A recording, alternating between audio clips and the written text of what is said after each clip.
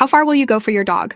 I was throwing tennis balls for Luna, my 2-year-old husky, at Riverside Park when she suddenly collapsed. One second she was running full speed, the next she was convulsing on the ground with foam coming out of her mouth.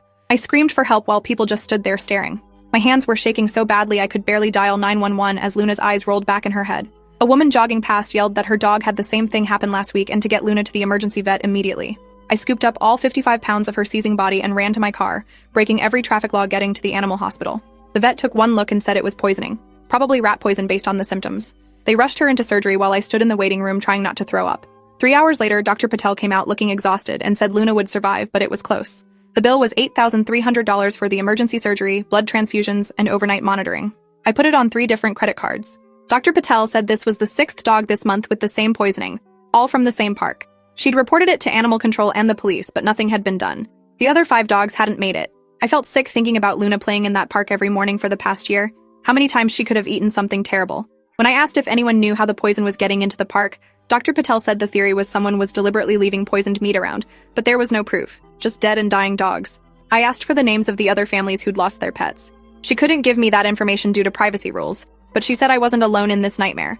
That should have been comforting, but instead made me furious. 6 families destroyed by some psychopath, and nobody was doing anything to stop it. I left the clinic with Luna barely conscious in the backseat and a payment plan that would take me 2 years to pay off. The next morning, I called the police non-emergency line to report what happened. The officer who answered sounded bored and said they were aware of the situation but couldn't investigate without evidence of criminal activity. I pointed out that poisoning dogs was criminal activity, and he said they needed proof of who was doing it, not just that it was happening. He suggested I contact animal control instead. Animal control told me they couldn't do anything without catching someone in the act. They'd increased patrols in the park but hadn't seen anything suspicious. The woman I spoke with, Diane, sounded genuinely sympathetic, but explained their department was understaffed and underfunded. She couldn't station someone at the park 24/7 waiting for a poisoner to show up. I asked about security cameras and she said the park didn't have any. Budget cuts had eliminated most public safety measures over the past few years. I hung up feeling completely helpless and furious that Luna had almost died, and nobody seemed to care enough to actually do something. I spent that afternoon on social media looking for other victims. I found a Facebook group called Riverside Park Dog Owners, with over 300 members. I posted about Luna and within an hour had responses from 4 families whose dogs had died from poisoning in the past 6 weeks. Their stories were identical to mine. Dogs suddenly collapsing during normal walks, emergency vet visits, massive bills, and deaths.